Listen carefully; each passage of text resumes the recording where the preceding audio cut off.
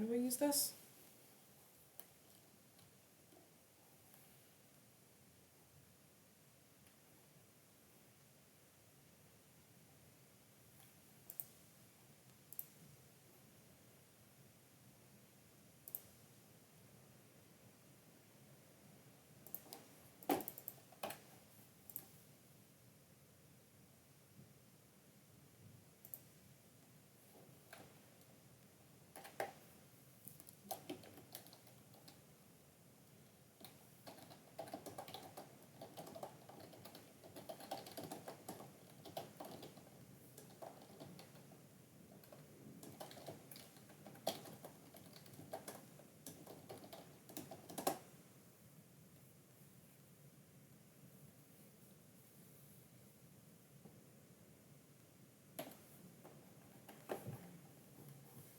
That's fine.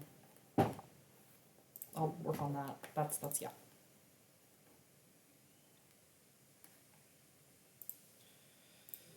All right, let's switch over, and I hope. Well, that's embarrassing. I hope we're now live. I have no way to check this without tapping out, so give me just 2 seconds. No, no, no. We're gonna figure this out, you know, it's growing pains and all that jazz. But hello everyone, if anyone is there right now. As usual, I do not have chat open, so I cannot see your responses right away. I'll have to tap in and out to do that during today's live stream because I will be world building. A bunch of it that I'm doing today, at the very, very least, is for my... Yes, I can hear myself on stream. Good, perfect. A bunch of it... Yeah, perfect. So, what we are doing today is I have a D&D game on Sunday. This is the one that is live streamed. Please, please, please come and check that one out if you are interested. For now, what I'm going to be doing is I'm going to be doing a little bit more world building around that world and very specifically the governments within it. I have the very sneaking suspicion that my players are going to start butting into the governments of this world. So I wanted to just go ahead and start writing things down so when the time comes for them to ask questions, I have answers. Yeah, so we are going to start off here with just a little base overview of the world. I went over this last time as well. But basically, this is Grunk. This is a wonderful little high fantasy world. A lot of cool things go on here. And my players, they very specifically are right now in Ironcliff, which is this part down here on the coast. Ironcliff is a dwarven city. It was built into the side of the mountain as the dwarves excavated it. Very like, oh shoot. I've completely forgotten the name of it, but the place where the Arkenstone was found. Very similar to that, because that was sort of the vibes I was thinking of when I was creating it. And it has been in universe 250 years since a war ended. The city of Ironcliff was very instrumental as an outpost during that time. So I have the idea that that has impacted the government. And that's sort of what I'm going to talk about today. So, come join me, come chat, come, make merry and plan things like that. So, I'm going to start off a little bit with jumping right into the dwarvish government, I think. So, yeah, this is going to be the government of Hawkshire. Or not the government of Hawkshire, sorry, the government of Ironcliff. Which is just a lovely little, mountain town. So, the leader of Ironcliff, I have previously decided, and by previously, I mean earlier this week, I've decided is going to be titled a general. This is going to tie into the very strong presence that Ironcliff used to have as, the first line of defense against the elves.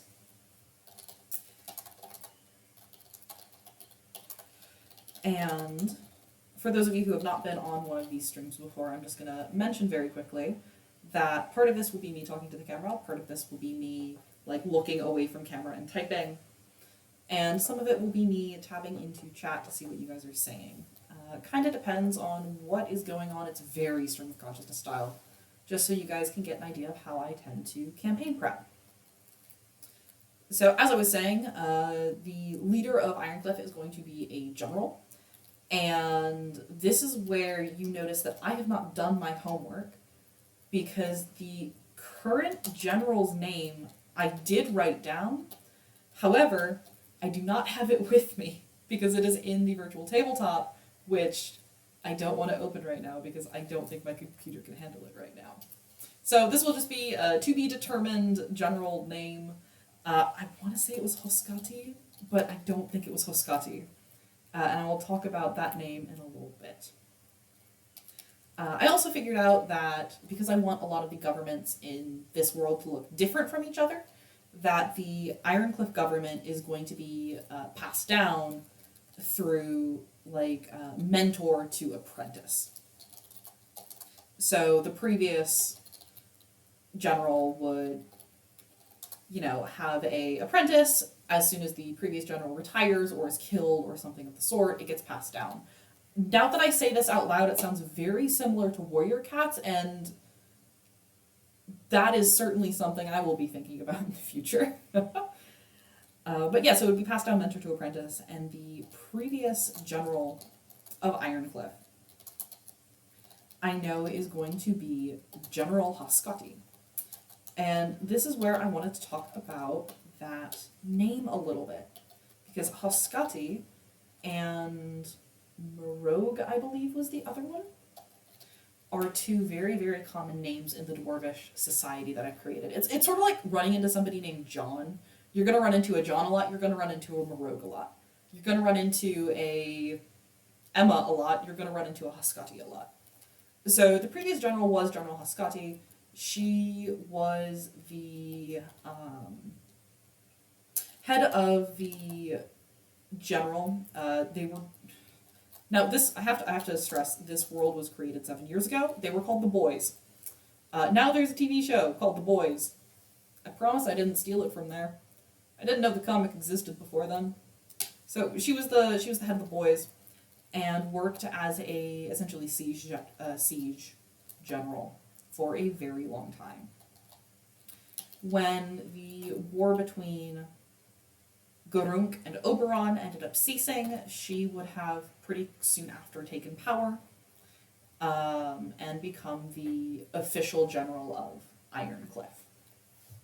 So she has probably ruled from, let's call it 240 to 150 years ago. And so then the current general, who is named, but I do not remember the name, would have been serving from 150 years ago to present,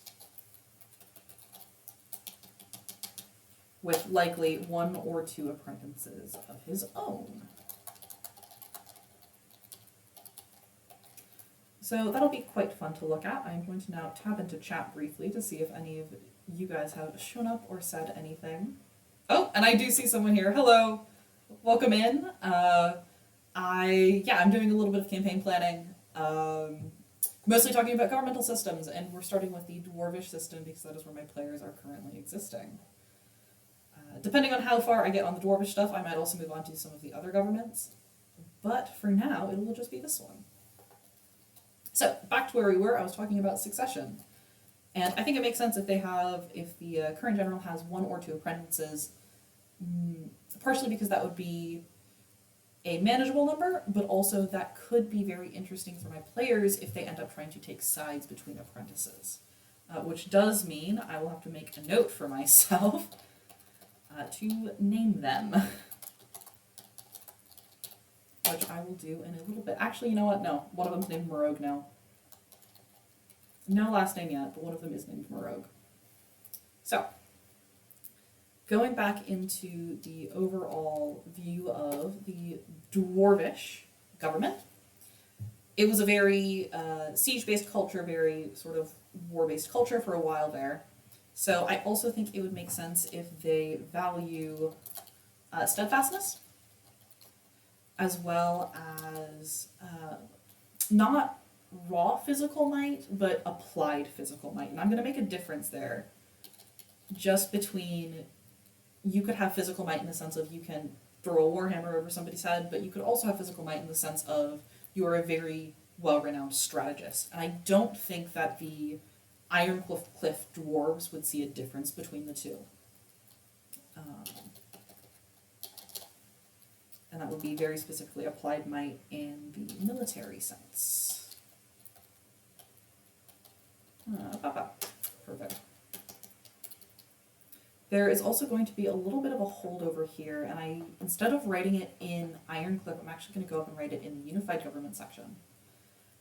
But the Unified Government has a couple of very interesting histories and quirks, one of which revolves around changelings.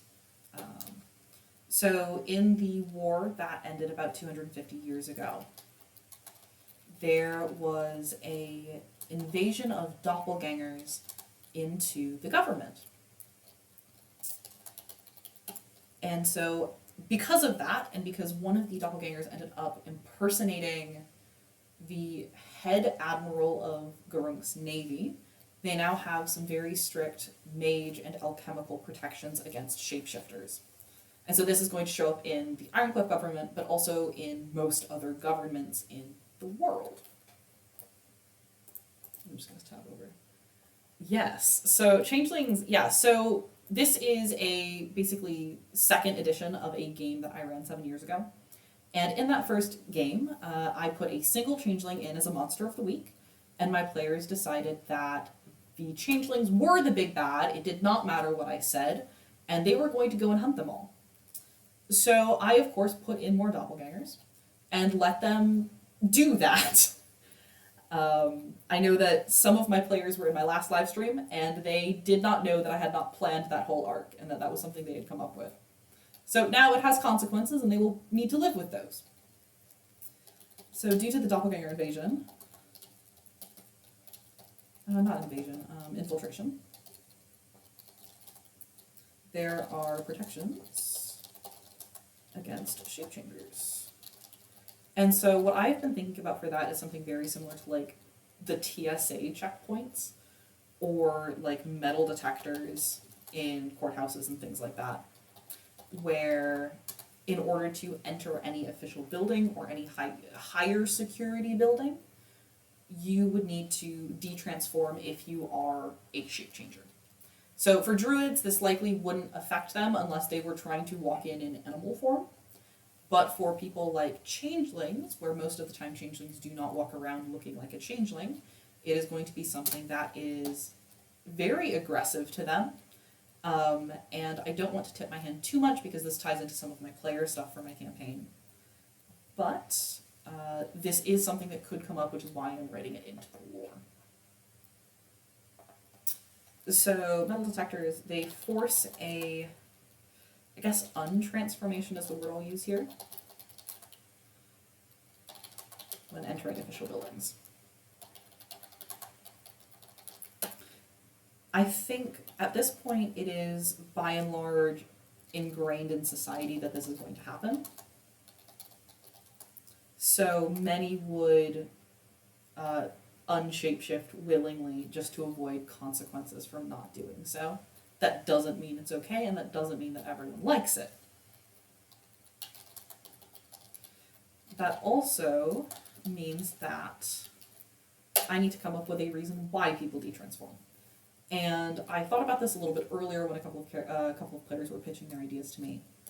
And I came up with the idea that it ended up being a like hex or a ward that if you are a shapechanger trying to enter a public space, there will be a room or a chamber in which no shape-changing magics apply. So once you're through that, you would be able to reshape change, but while you were in the specific warded area, you would not. This would likely be at the door or very close to it, but also probably still in a open and public space, because that is how most security checkpoints I have seen work. I also thought a little bit about what would the ward do, and just to cause strife within my party and within my campaign, I came up with the idea of it essentially melting any disguise off of a wearer. Again, this is only magical disguising, not mundane disguising.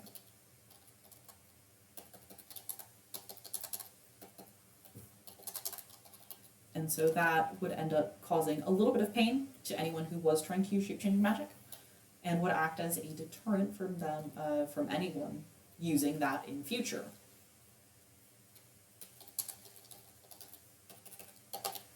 So, Ironcliff, being part of the United Growing Government, uses these same types of wards. They may also have a little bit more of a bias against elves, though I don't necessarily want to put that in the governmental section. I want to keep that more into... I'll put it in here. I was going to say I could just put it in like the societal section, but I can also put it in here. Stronger bias against elves. That's most of the like primary big ticket government stuff. I think it is worth noting that the defenses they have are still very regimented and very militaristic in that regard. So I will just put an extra section for that in here.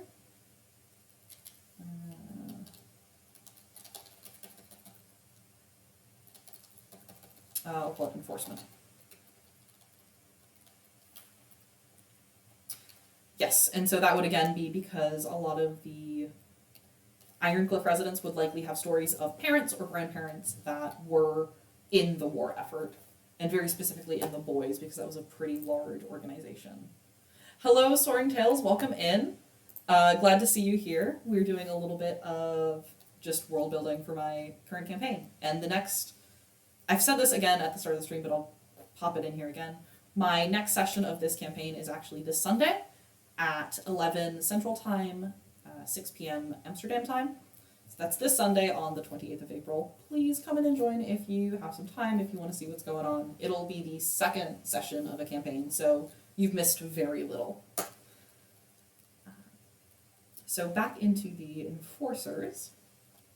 Yes, it's very militaristic, and very specifically, it'll be regimented with drills and just very specific, like marching orders being prioritized over other things. It will also likely be seen as a rite of passage to many younger dwarves, because it is such a just ingrained thing in the society. And the boys, of course, which is the name for the largest sort of group of the military. Previously, they had a big role to play in the war against the elves, so now it is still a holdover from that time. And there would also be a siege division. And so the reason there's a siege division, which I quite like, is because this little bit like bay right here is not far. In universe, I think if you were to go directly from Ironcliff to Oberon, it would take you about a day's worth of travel, assuming you had a boat. So a bunch of the siege weapons were stationed in Ironcliff because it was the closest point you could get to both a clear shot to the border and a clear shot to Oberon itself, in case the elves ever got over their aversion to water and tried to invade that way. This also brings up a little bit of interesting war stuff, which maybe I should mention here. Oh. Thank you, Soaring Tales, for the information about my mic. That's very good to know. Let me try one thing really quick. I'll be back in a couple of minutes after I mess with some cords.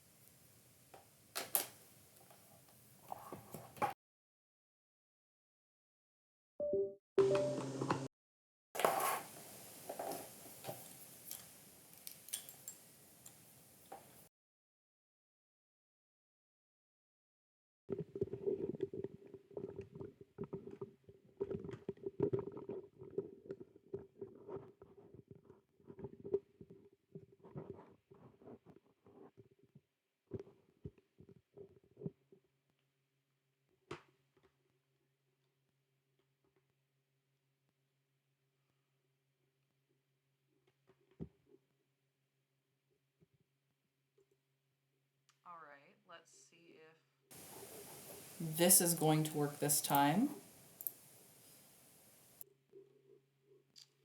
And it seems that my camera has broken now, which is super fun. Let me just see what is going on here. There we go. Camera's back. Perfect. Okay. Let me see if check if this is any. I sound like I'm underwater. See, that was my concern. Beautiful. Okay, we go back to this mic setup then. I will try and figure this out for my next live stream, but it is likely my space in that case, and it will just be something that we have to deal with. So, I think I was talking about the history of Garunk a little bit. Yeah, drapes is going to have to be the solution here. I live in a little box, so, well, at least I live stream in a little box, so drapes are definitely going to help there.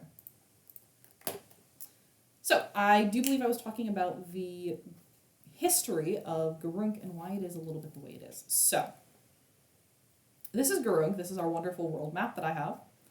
And the big thing that hangs above the lore in this world is that 250 years ago was the end of a war against the elves. The elves had invaded, I think, 700 years ago from current campaign time, and had failed in their invasion because the other races of Garunk ended up combining their might to push the elves back. This ended in the erecting of a barrier, which is this gray line here on the map, which was impenetrable to the elves, but any other race could walk through it freely. There was also some weird esoteric magical stuff that happened with that barrier, but that is less important right now than the elves. About 250 years ago was the time period my last campaign was set in, and they, during that campaign, ended up destroying the barrier and allowing the elves to begin to communicate again with the rest of Garunk. This means that we've had 250 years of very, very slow reintroductions and reintegrations. However, a lot of the bias is still going to be around, especially from like gnomes and dwarves who have longer lifespans, and therefore they or their parent might have actually been around for the fall of the barrier. Other than that, most of the cities around here, at least the named cities, have a race that call it home. So Skrikek, for example, is the home of many, many Aarakocra, though the city is open to any creature who wishes to live there. Hawkshar is a bit of a special case in that it is both the home of a family of a very well-established family of Dragonborn, but is also the center of the unified government, which is, I think, the next thing I'm going to start typing and talking about here.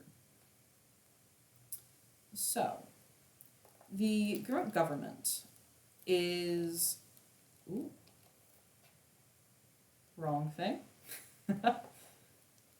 So the Grunt government, the unified Grunt government, I should state, is based on, we have teleportation magic, why don't we use it?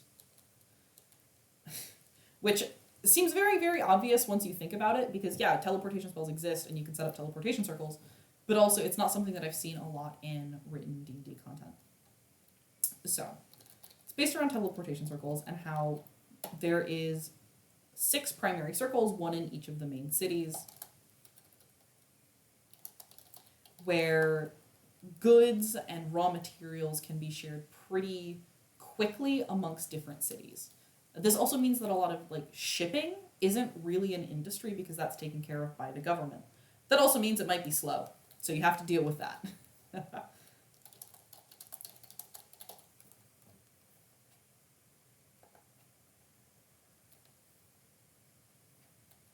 So yeah, if we go from there, you can then take another look up at the map and see that I guess you can't really see it from the map, but each of these cities is in a very different, ecological area. So Ironcliff is on the top of a seaside ocean cliff. It's a bit rocky. It's very, around it are plains. So you're likely not going to get a ton of grain, but you might get a little bit. You'd probably get a lot of roaming herd animals and such like that, and therefore that would be a main export of Ironcliffe. In addition to, of course, the mining that is inherent to a city built underground. Similarly, like Screekek up here is in the mountains, so it is going to have a very different export and import ratio. They're going to be importing a lot of grain, a lot of food. However, Screekek, being up in the mountains and being sort of in the wilderness of Garung, might start to import things like exotic animals, exotic meats. They might the Screekek, I do think, has a lot of music and has a lot of arts, just by proxy of where they live and what is important to the culture. And so that ends up getting pumped through Hakshar, sort of the center of it all, to then get redistributed as is requested by the different cities. I've lost where I was typing. There it is. So each city, I guess I'll call it each area, provides different resources. This was also built way back. Again, this was a concept I had back in the 7 years ago brain that I made. So it's very rough. I wasn't really thinking about the economic consequences at the time. And so that is what I'm going to be doing now, and trying to figure out how a system like this would have existed and would have worked. Yeah, so shipping problems are of course going to exist. There are going to be more small shipping conglomerates between like villages and towns because they would not have their own teleportation circle. And then once any resources get to a large city, it's going to be up to that city to distribute them locally. Up to city to distribute. Aside from that, yes, so I mentioned that Hakshar is going to be in charge of determining where things get shipped. Now, previously, and by previously I mean in the last campaign, it was during a time of war, which means things were likely going to be shipped regardless of whether there was payment or not, because it was part of the goodwill of the unified front. I don't know if that would remain true now. Mostly because there is no longer officially on paper, there is no longer a threat from the elves. I think Oberon would have likely been added to the distribution. However, I don't think that Oberon would have been given a teleportation circle specifically, because that would have given the elves a direct line into what is essentially the capital city of this country. That is also something very interesting that my players could end up dealing with or thinking about during their campaign. So that's super fun.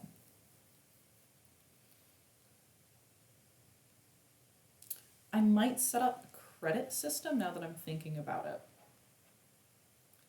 with something along the lines of, thank you for all of the mic suggestions, by the way, in chat. This is very helpful, and I will be going back through to look at these. So the elves are going to be, elves, no teleportation circle, they do have distribution, and then I was talking about credit system. So I'm wondering if Hakshar would start to set up a credit system or would function on a credit system. And this is what I like to call the spaghetti at the wall portion of world building, where I am throwing ideas somewhere and hoping that some of them stick. Just like you throw spaghetti at a wall. Don't do that. So maybe Hakshar has a credit system, and so more exports equals more credits. And then cities would be able to trade credits for imports. I think that would make a bit of sense without having to actually put money against it, because I don't really want my players to be able to put physical gold against the shipping system.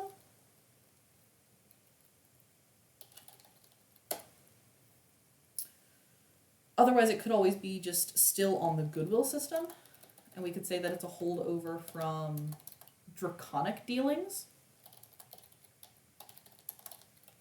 where,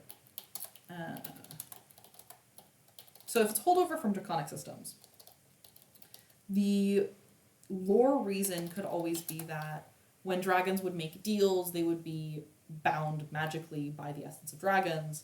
So Dragonborn making deals hold it to a very high regard that you do not break them. In which case, Hawkshire being having a very overwhelming population of Dragonborn would likely have, no, we're still using the goodwill system. We will assign resources and imports as we think is best for each city. That could also be really interesting because that could lead to some hoarding, especially in Hawkshire specifically. Which, again, could be an interesting thing for my players to go and look at if they want to. And this is the thing I really like about world building. A bunch of my world building is just, I want to throw things on the board and then I want to give my players little, like, threads to pull at. I don't ever want to, like, write a perfect world and then have exactly one path for my players to follow. Rather, I'd much rather have a bunch of little things they can look at, and then I can later on, like, snowball and write them into something bigger.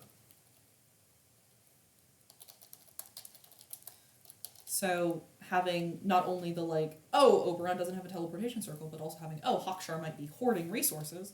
Those are two cool things that my players could end up looking at and working with. Though I think the second one is a bit less likely, especially if the players agree with a little bit of the war mindset that still grips a lot of the continent. So I was going to say highest honor. And then possible hoarding. That's also very interesting. If this is true, I would probably end up writing a dragon of legend that used to live in Hawkshire as the reason the city was founded there. Whether or not that is true, I think it was reasonably, like, realistically founded there because it's in a river valley, and river valleys are really good. Hello, welcome Brotherhood of the Dice. I see you in chat now. Yeah, join us. I hope you guys enjoy. Also, Hungry Kobold as well. Hello. Yeah, we're throwing spaghetti at the wall. I'm sorry. But yeah, so that is a little bit there. From here, so we've got a little bit of the unified government written, we've got a little bit of the history written. I could always start writing about actually, let's write about Oberon. Oberon is important, so we're going to write about Oberon. Oberon, of course, being the elvish city. I didn't steal that name. Why are you thinking that? No. Thievery is intrinsic to every DM, and I stand by this. So, the elvish city is called Oberon. Oberon is named Oberon because the peninsula is named Oberon, because the previous elvish king was named Oberon. You can see where this is going. So, this is actually a big question I have in my brain. It is written as Oberon on the map because that is what it was in the last campaign I wrote, and that is what my players know it as. I don't think the city is going to be named Oberon anymore, which could be very, very interesting. So the new ruler of the elves is an elven queen named Titania. Again, stolen name. We're looking at it. But it would make a lot of sense to me if the city is named after her now. This also is likely going to cause a little bit of strife with Hawkshire, strife with Hawkshire, but also strife with Gurunk, because Gurunk would still know the city as Oberon and all of the boundary markings as Oberon boundary markings and not Titania. Their admin division is going to be disliking this change.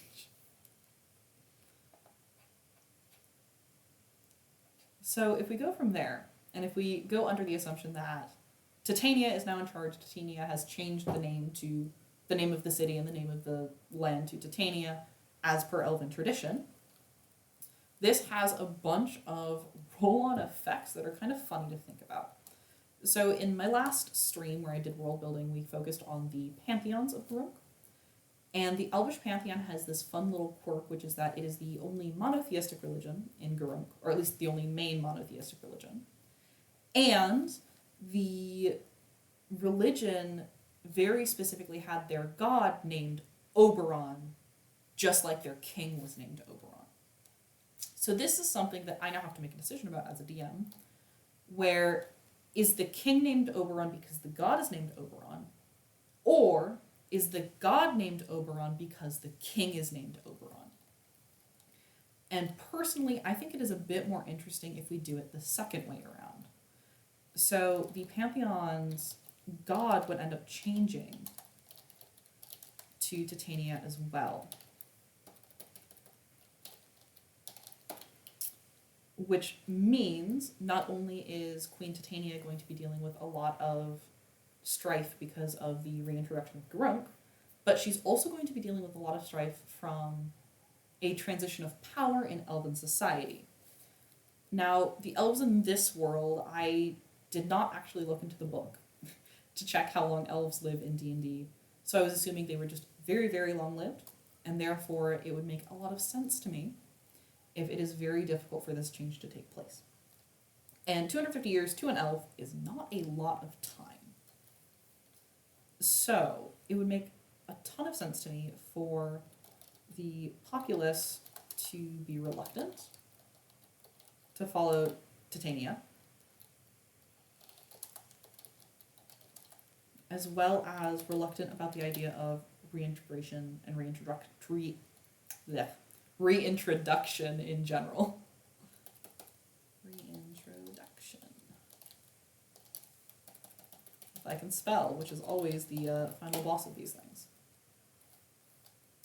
This could also lead to, or it would actually contribute rather, to the strife between Titania and Titania the country, not Titania the woman,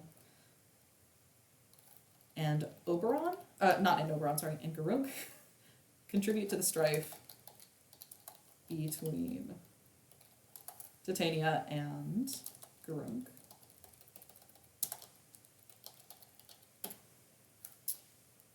And could be, again, another very interesting little thread for my players to pull at. There is also one other quite neat thing about the government of Titania, which is that the governmental power is not passed on by hereditary means like most, Earth monarchies, at least European Earth monarchies. Rather, the way that succession works is that it is through an item. So, in the last campaign, Oberon, I described Oberon to look like David Bowie playing Jareth in Pan's Labyrinth. Just so that you all have an idea of what that is. He's got the big teased 80s style hair. That's a wig. And I decided that that wig was going to be the symbol of power for this country. So, Oberon's wig, and I'm still going to call this Oberon's wig, is basically the sign of power. Currently, that wig is both simultaneously in the possession of Titania and not in the possession of Titania. And I can't really go into that in much detail without explaining a whole bunch of past stuff. Soaring Tells, Ko-fi, I don't actually remember if Ko-fi takes a cut. I do think they take less of a cut than Patreon, which is why I have the Ko-fi linked on the stream. I do also have a Patreon as well if that is where you would prefer to follow me. I will also let you guys know that all of my post updates, such as live stream schedules, links to YouTube videos, those are available for free. The only thing behind any sort of paywall is PDFs I release or polls for what you guys are interested in seeing. And yes, Hungry Kobold, this name change would be a lot of trouble for every elf here. Yeah, the elves and the dwarves are going to be saying back in my day quite a lot, and this is going to be something I need to remember when I'm role-playing them. So Oberon's wig is the sign of power. There's two wigs that exist in this world. One is real, one is not real. This is likely going to be causing problems, especially if the knowledge of two wigs existing ever becomes public. And, ooh, that is something, I don't know if it's public, so we're going to do a really fun little thing here. And it's called Flip a Coin. If this is heads, the world knows that there are two wigs. If it's tails, the world only knows that there's one real wig. Oh. Please just flip a coin. All right.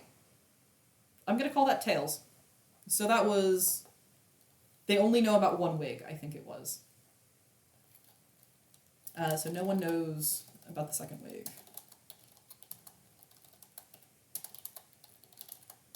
Which means to everyone's knowledge, Titania is the rightful ruler because she has the wig.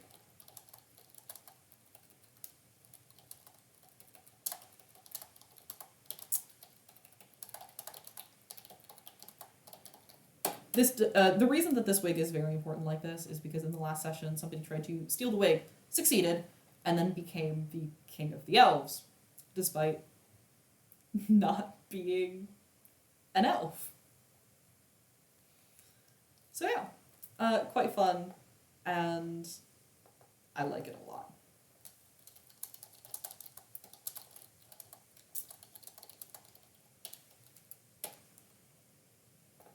So that is a little bit about the elvish system of government. I'm trying to think if I've missed anything in here. Do any of you in chat have questions? Because if any of you in chat have questions about any of these government systems, I would love to use them as, jumping off points to talk about them more or fill in gaps. Ooh, why is my...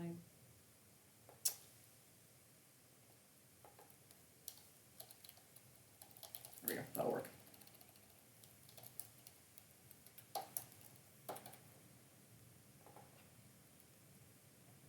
I don't see anything yet, so if you guys have any questions, feel free to pop them in chat. Otherwise, I'm going to keep going this way.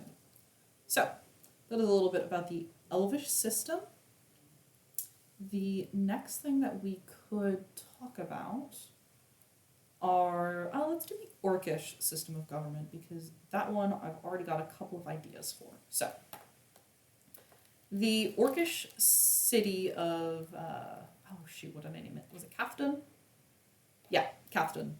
The orcish city of Cafton is less of a city and more of a title given to the largest of the groups traveling through this southwest desert area of Grog. So Cafton and the orcs in general tend to come from this desert region, and as such have a culture that relies very, very heavily on both desert plants, on traveling between water sources, as well as on dyes and pigments that they find and that they primarily export. Cafton and the orcish culture, due to their short lifespan, due to the short lifespan of orcs, I should say, also have a very unique view on battle encompassing everything from both bloodshed and fighting to things like strategy and arithmetic and accounting, all of them being different types of battle and therefore governed by the same god and by the same societal expectations. This also leads to things like medicine, where medicine is seen as the ultimate battle against death. However, in orcish societies, healers are also considered essentially bad juju because of them having seen death more times than most. And so that is something that I do want to bring into the governmental side of it somehow, though I'm not quite sure how yet. I'm going to tab back over into chat. Oh yeah, the lifespan of elves is always a super interesting one to deal with, and that's one of the things I love about the D&D like world systems is that the lifespans of the different races would so heavily impact their cultures, their governments, everything like that. And it's something that can be really interesting to play around with at a table. That's also one of the reasons I built this world the way I did, so that every race sort of has its own time to shine and you can look at the different interplays there. So Cathton is, I'm of two minds with Cathton, right? So I could either make Cathton the title of a single group, or I could make Cathton like a stationary oasis that different groups travel to because they know it is there. And I think that second one is going to make a bit more sense just with the teleportation circle, because I don't think teleportation circles would be mobile, even if you were to build them inside like a mobile building. So let's go with this. Let's go with the oasis idea. I've talked myself into the oasis idea. So I'm going to say that Cathton was centered on an oasis. It is the one stationary, or one of the few stationary locations within the desert.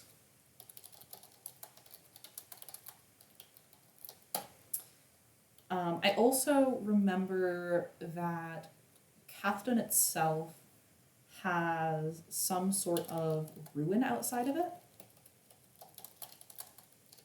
that is tied to a previous dragon, which I'm just going to write down here. I don't think I'm going to do anything with it in the governments, but I want to make sure that I remember that it is here for world building purposes. So, most of the governments of Cathton and the governments of the desert are going to be more, I don't want to say tribe-like because I don't love using that word. It's going to be more so community-based. So there will be traveling groups. Each traveling group would likely have somebody who is, should they interact with another traveling group, responsible for speaking and communicating and doing such like that, just because they have taken up that role or they are better at it or something of the sort decided by each traveling community.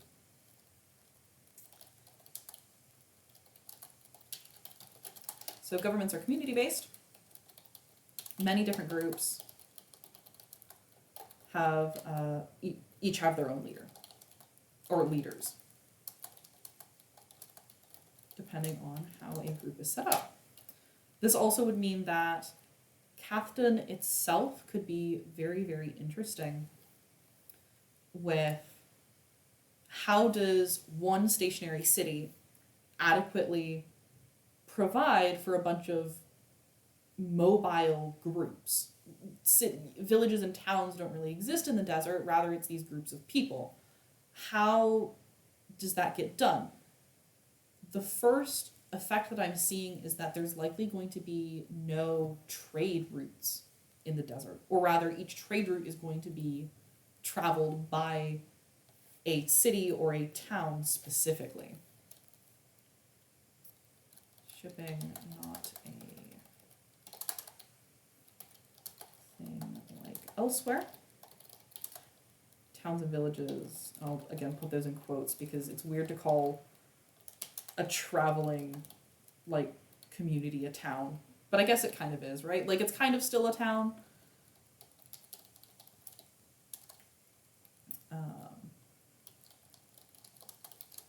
This also means that Cathton might have a similar way of requesting and doling out resources to Hawkshire. So Hawkshire works on a credit system if we establish it that way, or maybe on goodwill if we go with the dragon idea.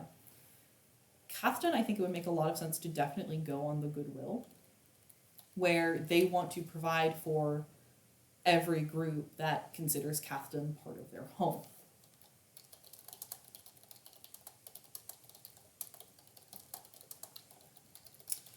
That also is going to raise another really interesting concept, which is if they're trying to provide for a whole bunch of different people, how do they decide who gets what? And this is where we can go with, okay, well, maybe it's just strict monetary trading. That's always an option. That's always interesting.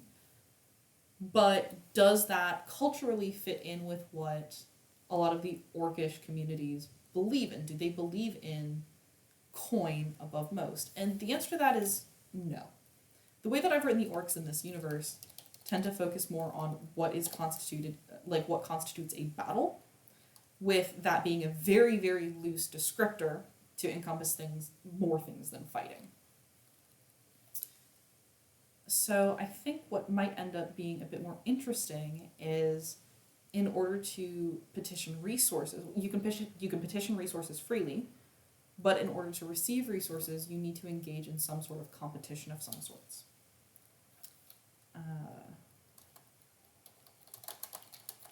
So I'm just going to label this,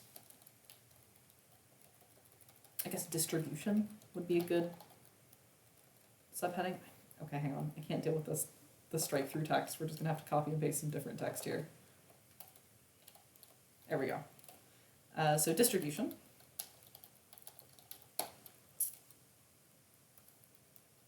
So what if it is through competition?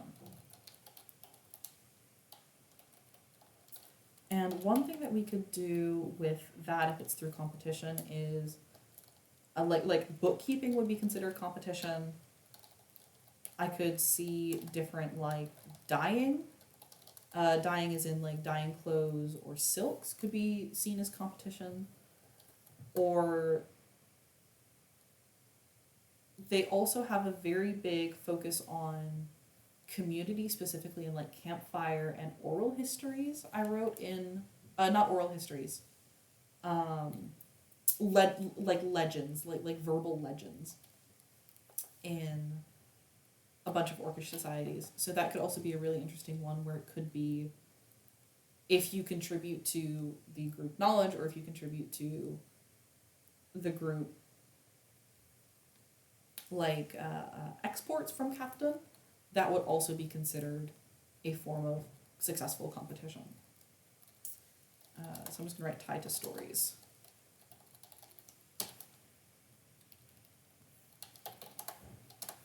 It might also be interesting, because I don't necessarily want to have different towns and villages compete with each other, but here it might actually be one that makes sense, where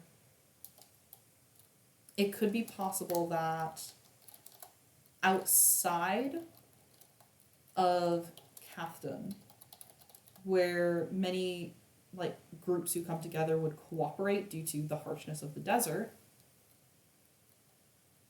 inside Cafton it becomes a bit more like we look out for ourselves before we look out for other people, because we recognize you are safe here. And in that way, I could very much see competitions being held. That's also really interesting, because it could lead to different groups of, like different communities of orcs specializing in different types of battle. So there could be a group that is hunters that does actually do battle in the traditional sense, but there could also be groups that focus more on like weaving and dyeing, and so they compete with their silks, and of course their silks are more beautiful than the others, so they win that competition. But yeah, I think it's quite interesting to think about like these bigger scale things like this. Popping back into chat. Oh yeah, the turtles do only live until 50. That's bizarre. They should live longer than that. Now I'm glad that there's no turtles in my world, because I do not know how I would deal with that. Yeah. Oh yes, no, orcs are definitely the origin of Battles of the Bands. That is fully canon in this world. Don't worry about it. Thank you, Brotherhood of the Dice, for joining us for a little bit. Go, good luck with your game. I hope everything goes out well. But yeah, so it's quite fun. I love thinking about like the bigger picture stuff like that, and that's why I also want to do some of these streams, because I think it's fun just hearing other people's thoughts and seeing how they fit. Again, spaghetti at the wall. I do actually really like that last concept of, also I'm thinking about Battle of Bands, so of course I like that concept, of the communities competing with inside Cafton.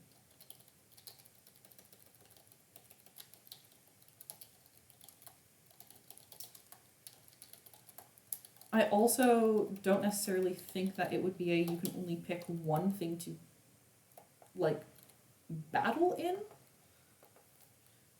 Because I think it's a lot more interesting if you end up still getting cooperation by skirting around the rules. Mostly because, of course, you're going to skirt around the rules. You think I'm going to follow bureaucracy? Nah. Okay, the Dragonborn might follow bureaucracy. If deals are king, the Dragonborn probably follow bureaucracy. So yeah, if communities compete inside Cafton, they might still cooperate in, like, picking, or, like, still cooperate by taking part in battles they know they won't win. I think that's quite an interesting one, especially because, and I'd have to go and check the Pantheon document for this, but I think the way that I wrote them following Grumush, an orcish deity of battle and of, I think, bloodshed officially, but I've changed that to battle for my world, is it's not necessarily that you have to win, it's more you have to partake. And so that would be a really interesting way to still follow the distribution method, but also use it as a way to pay homage to a cultural deity or a cultural significance.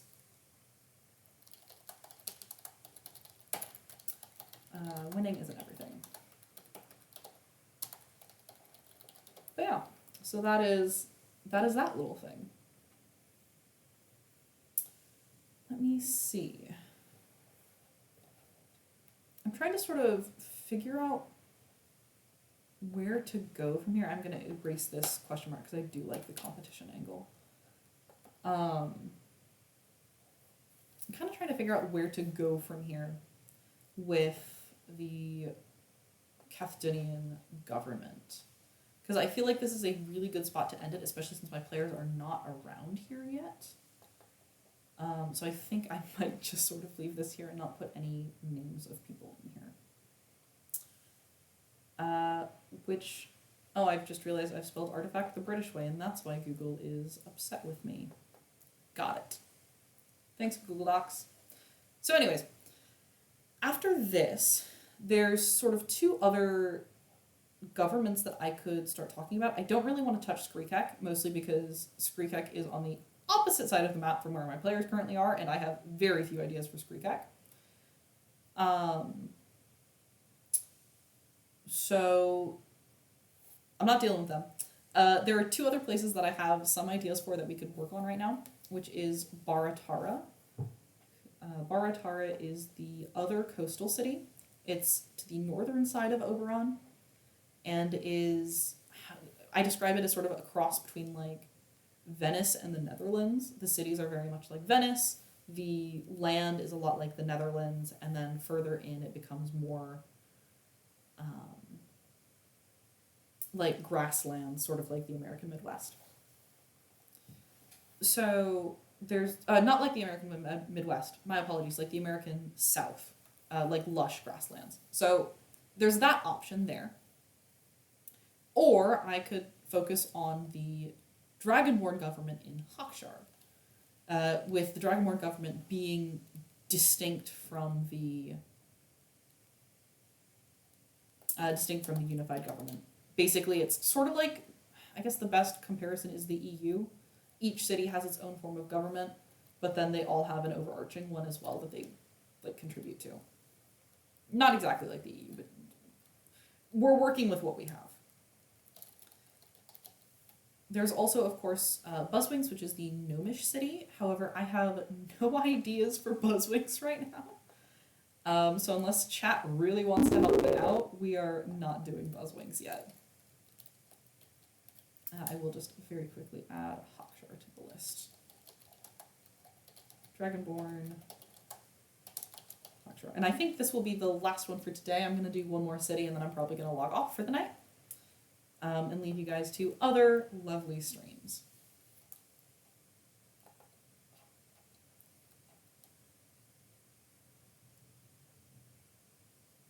Oh no, 300. So first of all, thank you guys so much for all of your messages in chat. Soaring Tales, thank you so much for the donation. Yeah, that goal is there because I don't have a new one yet.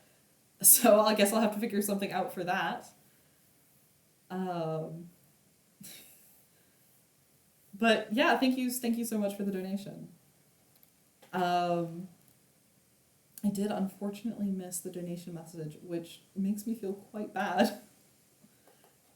So please let me know in chat if it is something that you want me to read out loud. But yeah, so we were going to be talking about another government system here. I kind of want to go with the Dragonborn because I'm thinking about the Dragonborn.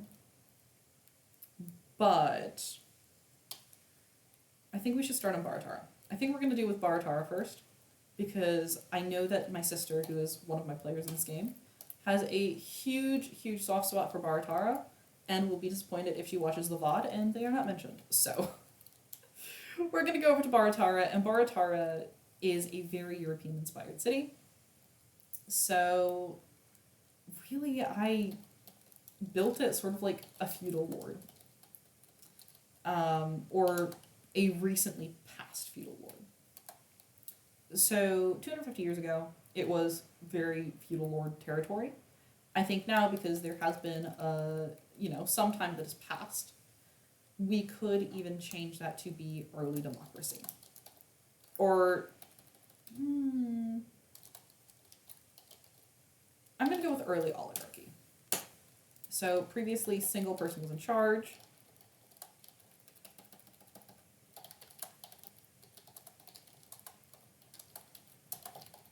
And we will move that now it is a council.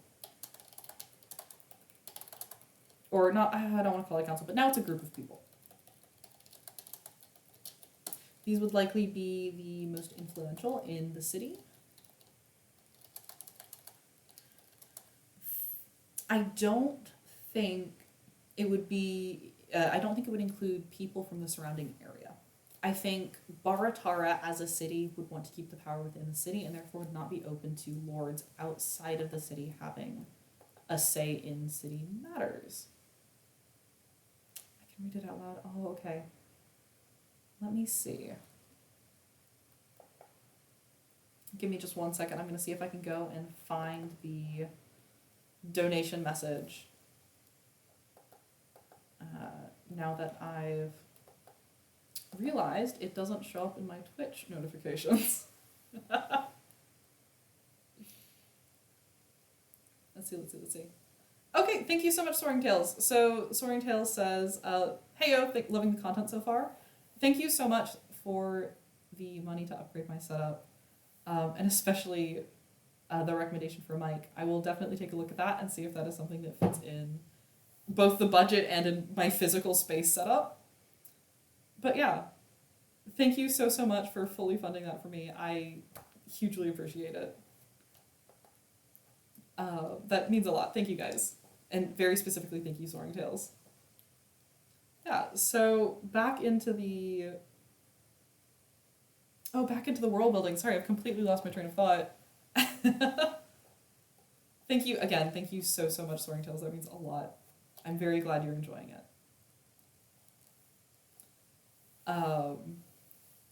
Yeah, thank you.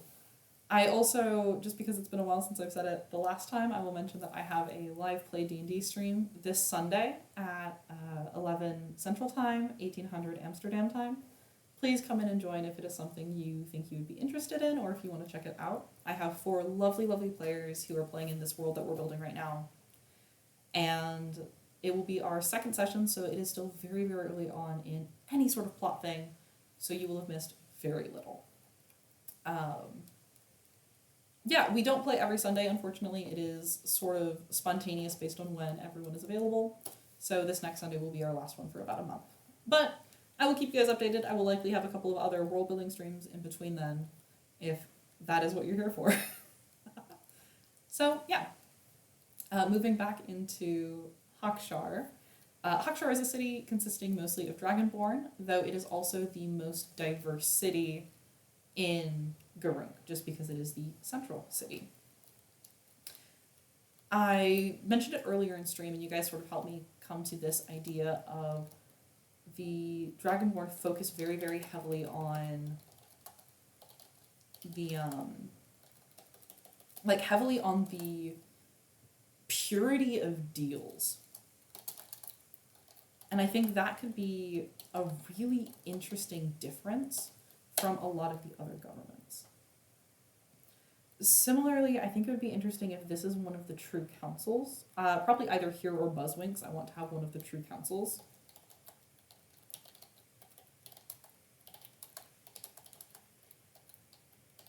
Buzzwinks being, by the way, the name of the gnomish city.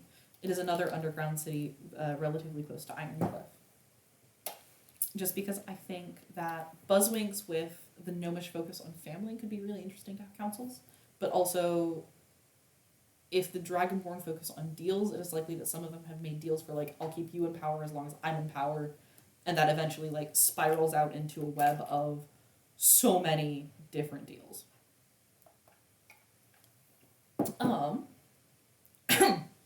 Going from there, I think it would be really interesting if there is no single position of power in Hawkshire.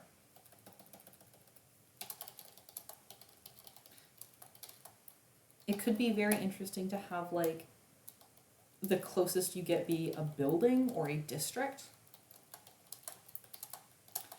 Oh, and this is when I have to go and check my old campaign notes, but I'm pretty sure that Hawkshire is set up as like spokes on a wheel. So each like triangle of this city is a different industry. I'd have to go and double check that. I think that's how it works. So if that is true, then the district would likely be the central or the spoke district. And that could be where a bunch of the Dragonborn involved in these deals are situated. If we carry the, like, no single position of power, it's based on deals to the next sort of logical step, I could definitely see if it ends up being something about, like, if you have a question on finances, you go to this guy, because this is the guy who knows, this is the guy who's in charge. But if it turns out you have a question about, can you build in this location, then you're going to have to go to a different Dragonborn or a different company or a different group, because no, they own the deals relating to property rights, so you have to go here, and then, oh, actually, if you want to build in that district, it's not us, it's those other guys from the offshoot family. I think that could be really interesting and also incredibly frustrating if my players ever get there, which is what I like to write into my world. So different groups and people in charge of different things. For all of my players who end up watching this on the VOD, because I know they're going to watch this on the VOD, I hope you guys see what I'm writing and make your choices on where you're going to go and what you're going to pull out based on this. I don't know if you will. You might find other things you want to pull out. That's also completely fine. At least here you know what you're getting into. So if we have different Dragonborn and different people, if we have different Dragonborn and different groups in charge of different things, that would then lead to a bunch of really, really fun other stuff. By the way, Soaring Tales, thank you so much again for the information on the mic and for the information on sort of that setup. This is really helpful for me, especially as somebody new to live streaming, so thank you. Looking at the government of Hawkshire, it could be quite interesting if we go into, so we have the teleportation circles, so there has to be a group in charge of the teleportation circles. Since Hawkshire is the centralized location, there's definitely going to be a bureau of, oh no, now I have to type the word bureau. It's like that. Thank you, autocorrect. There's definitely going to be a bureau of distribution. And I can already see the hustle and bustle and the little like gnome worker with pink hair tied back in a messy bun running to make sure documents get to where they're supposed to go. So the Bureau of Distribution, and this is what ties to those teleportation circles. which drive the entire economy of Garuk. So if we look at the Bureau of Distribution, I think it would make sense if it's the lineage of either the Dragonborn General or somebody close to the Dragonborn General. And I think it makes a bit more sense if it's somebody close to the Dragonborn General. And then we can have the connection between the, like, legendary draconic founder of Hawkshire. And the reason I'm saying legendary here is because I don't know if I want this person to, like, have actually been a dragon or if I want it to have been a dragonborn. And that's just because in the world that I've built in currently, dragons are extinct. So even mentioning that, like, oh, it is a dragon is considered this, like, bizarre, like, yes, they existed, we know they existed, but it's sort of like us on Earth talking about dinosaurs. Like, they were there, but it's still weird to comprehend that. I love dinosaurs so much. So lineage of the legendary draconic reason for Hawkshire, or founder of Hawkshire. This would also then tie back into the hoarding. If he is following in his ancestors' footsteps, that could be an explanation for why some resource hoarding happens. Past that,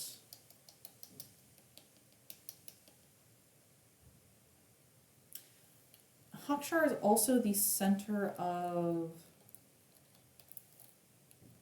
Ooh, this is not quite what I wanted to... Let's just do that. Okay. I want to add a section here about connection to other cities. Because Hawkshire is very important since it is where...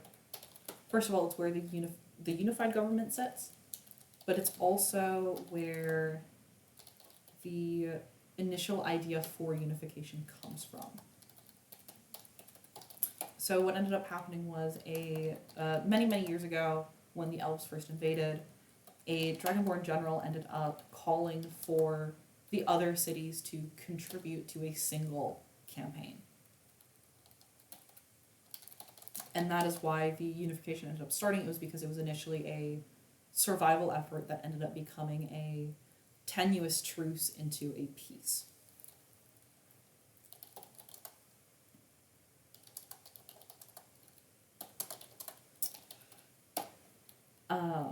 With that being the case, I could definitely see a like a reason and a like logical thought line for things coming through here and focusing on, it's not the biggest government that matters, but it's the strategy that matters. And very specifically pulling from strengths of different squadrons, pulling from strengths of different units and of different trainings. This also, I think, would tie back in very nicely to if we're pulling off of, like, dragon lore. Dragons were seen as crafty riddle makers, especially if it's, I think it's brass dragons, who are the ones who talk the most.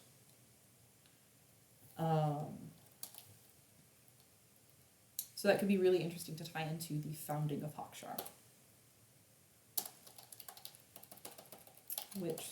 So which squad and which squad / which training for which purpose. But yeah, that could be quite interesting. And then I'll also make a little note here, tie into the original dragon. Or, yeah. And then I'll put in parentheses, brass, question mark? But yeah, so that's another fun little bit of stuff being thrown at the wall. So, from there, I don't actually have many other ideas for Hawkshire right now. That's kind of everything I have right now. Again, the distribution stuff isn't fully set in stone. I know that there are going to be like a lot of wizards here, especially in the Bureau of Distribution, because the wizards are going to be running the teleportation. That also probably means that wizards would be fairly highly thought of in Hawkshire, if only in the like, oh, get a job as a wizard, that's a good paying job, which is, oh, wizards are IT, hang on. Wizards are the IT professionals of Grunk. That's funny, and that is a note that I'm going to be keeping in mind when I DM. So yeah. Other than that, I don't really have much else. I know I said that I was going to do Baratara stuff, and then I stopped on that, so terribly sorry to anyone who wanted to learn more about our fun little Navy city, but that's going to have to wait for a different day, I think. Yeah, with all of that, I think I'm going to end this stream here and log off for the night. So let me see if I can find someone who is live right now to refer you guys over to. But yeah, so while I look for that, let me just do a little bit of shilling since this is my stream and I make the rules. I am Nilise, also known as Valentine. You can find me over on YouTube or over on Patreon and Ko-fi, both under... You can find me on YouTube under youtube.com/NiliseRPG. I tend to upload DM advice and tips and things like that. You can also find me over on Patreon and Ko-fi /Nilise on both of those, where you can get any updates I publish about what I am doing, what I have planned, and things like that. Other than that, you have me here on Twitch, obviously. That is twitch.tv/Nilise. And on Sunday, April 28th, we will be playing D&D live if you want to join us. That is going to be at 18 Amsterdam time, 11 CT. Please come and join us, hang out and chat, see if you like it, and yeah, I will hopefully see you guys next time and see you guys soon. Soaring Tales, you're absolutely correct. That's what wizards are dealing with every single day. So, let me see if I can shunt you guys over and see if I can figure out how raids work. The big thing is I have never done a raid before. So I know who I want to send you guys to. I'm basically going to send you guys over to Scoon's Tavern. He was in chat a little bit earlier. He is a guy who runs Powered by the Apocalypse games. I'm actually in a game of his on Wednesdays, and it's quite fun. So please go and show him some attention and watch his live stream, see what he's doing. Let me see if I can figure out how to very quickly get you guys to raid him. I probably should have looked this up a little bit earlier, but this is fine. Let's see. Okay, I think I figured it out. I think I figured this guy's out. So, if Twitch lets me do this, we're going to do it like this and hope that this ends up working. So, if this works and if you guys get sent to Scoon's Tavern, please go and show him a lot of love, tell him I sent you, and please enjoy the rest of your day. Make sure that all your games go well, and I'll catch you again on the next episode of Once More of a Feeling. See ya. Let's hope this works. Yes, the raid is going. Let's go. So, I'll see you guys later. Bye-bye.